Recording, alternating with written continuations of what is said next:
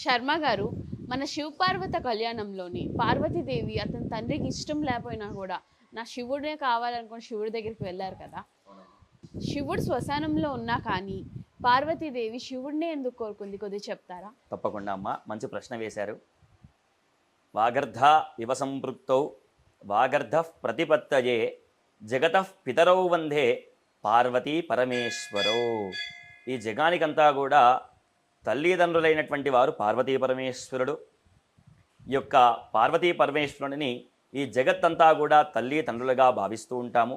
అయినప్పటికీ కూడా పార్వతీదేవి ఏమో చతుషష్ఠి గణ యోగినీ దేవతలందరూ కూడా, అంటే 16,00,000 మంది కూడా అమ్మవారికి ప్రతి నిత్యము కూడా సేవ చేసుకుంటూ ఉంటారు.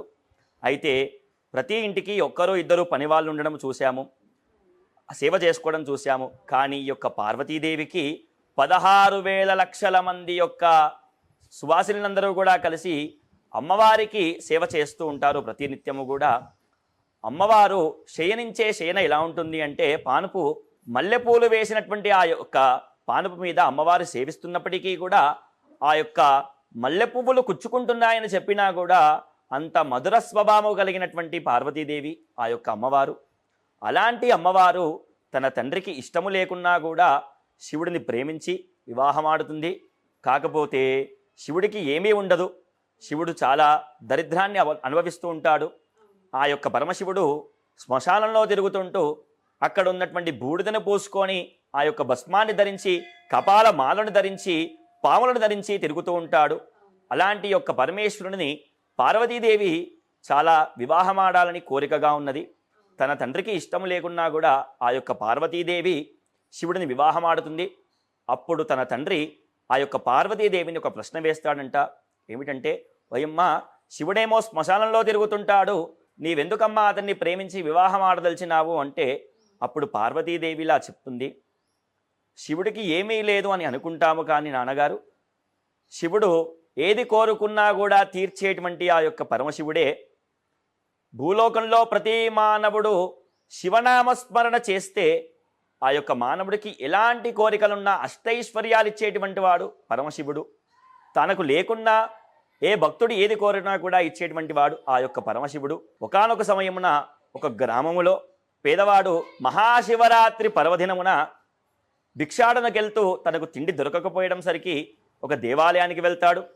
ఆ రోజు మహాశివరాత్రి సందర్భంగా ప్రదోషకాలంలో అందరూ భజన చేస్తూ నిద్రిస్తూ ఉంటారు. ఆ యొక్క దొంగ మాత్రము ఏదైనా తినడానికి ఆహారం దొరుకుతుందని దేవాలయాలలోకి ప్రవేశిస్తాడు. అక్కడ చాలా చీకటిగా ఉంటుంది. ఆ యొక్క దరిద్రుడు, ఆ యొక్క పేదవాడు తినడానికి ఏమైనా ఉందేమో అని చెప్పి తన గుడ్డను చింపి దీపారాధన చేసి దీపాన్ని వెలిగిస్తాడు. అక్కడ తనకి కొన్ని పండ్లు కనిపిస్తాయి.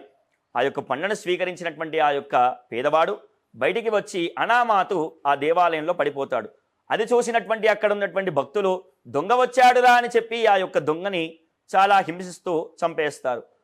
అతడు మరణించిన తర్వాత యమదూతలు ఇది రావాల్సినటువంటి ఆ యొక్క సమయంలో స్వర్గం నుండి 2 దూతలు వచ్చి ఆ యొక్క చనిపోయినటువంటి వాడిని తీసుకొని వెళ్తుంటారు. అయితే ఆ యొక్క పేదవాడు ఆ యొక్క దూతలతో ఇలా అంటున్నానంట, నేనేమి చేశానని నన్ను స్వర్గానికి తీసుకెళ్తున్నారు? నేను చనిపోయేక ముందు చేసినంతా కూడా దొంగతనమే చేశాను కదా, నాకెందుకు ఈ స్వర్గ దారి అని అడగగా అప్పుడు ఆ యొక్క దూతలు ఇలా చెప్తుంటారు, దీనికన్నిటికీ కూడా సమాధానం పరమేశ్వరుడు చెప్తాడని చెప్పి పరమేశ్వరుడి దగ్గరకు తీసుకొని వెళ్తారు. అక్కడ పరమేశ్వరుడి దగ్గరికి వెళ్ళినటువంటి యొక్క దొంగవాడు పరమేశ్వరుని చూసి నమస్కారం చేసుకోగా ఇలా ప్రశ్న వేస్తాడు, నేను చనిపోయే ముందు కూడా దొంగతనం చేసినాను, నాకెందుకు ఈ యొక్క కైలాసంలోకి ఆజ్ఞ ఇచ్చారు, నేను వెళ్ళాల్సింది నరకానికి కదా అని అంటే ఆ పరమేశ్వరుడు ఇలా చెప్తాడు, నీవు చనిపోయేకే ముందు కూడా నీవు నా యొక్క గర్భాలయంలో దీపారాధన చేసినావు కాబట్టి నువ్వు ఎన్ని దొంగతనాలు చేసినా ఎన్ని పాపాలు చేసినా కూడా మరణించే ముందు దీపారాధన చేసినావు కాబట్టి నీకు కైలాస ప్రాప్తి కలిగిందిరా అని చెప్తారు. అయితే ఆ యొక్క పరమేశ్వరుని ఈ యొక్క పేదవాడు మళ్ళీ ఒక కోరిక కోరుకుంటాడు, నాకు ఇంకా బ్రతుకు మీద ఆశ ఉన్నది, నేను ఇంకా బ్రతకాలనుకుంటున్నాను, నన్ను భూలోకానికి పంపించండి అని కోరిక కోరిన వెంటనే తక్షణమే ఆ యొక్క దూతని భూలోకానికి పంపించేసినాడు. ఆ యొక్క దూత పూర్వజన్మ యొక్క అంతా గుర్తుకు వచ్చి ప్రతి దేవాలయంలో దీపారాధన చేసి స్వామివారి యొక్క అనుగ్రహాన్ని పొంది చివరికి వృద్ధవ్యాపులంలో చెంది మరణించినాడు. మళ్ళీ పరమేశ్వరుడి దగ్గరికి వెళ్ళినాడు. పరమేశ్వరుడిని ఇలా ప్రశ్న వేసినాడు, నేనప్పుడు ఒక్కసారి దీపారాధన చేస్తేనే నాకు ఆ యొక్క మళ్ళీ భూలోక ప్రాప్తి కలిగించినారు, నేను ఇప్పుడు ఇన్ని దేవాలయాల్లో దీపారాధన చేసినాను కదా, నాకేదైనా అనుగ్రహాన్ని ఇస్తాను అనగా అప్పుడు పరమేశ్వరుడు చెప్తాడు, ఆలోచించి ఈ యొక్క రాజ్యంలో, ఈ యొక్క దేశంలో, ఈ యొక్క లోకంలో ఎవరికీ లేనటువంటి ధనాన్ని నీకు ఇస్తున్నానురా, అతనే కుబేరుడైనాడు. ఇప్పటికీ మనం వెంకటేశ్వర స్వామి యొక్క కళ్యాణానికి వెంకటేశ్వర స్వామి అప్పు తీసుకున్నటువంటి కుబేరుడికి ఇప్పటికీ కూడా మనము తిరుపతి దేవస్థానంలో ఆ యొక్క అప్పును తీరుస్తున్నాము.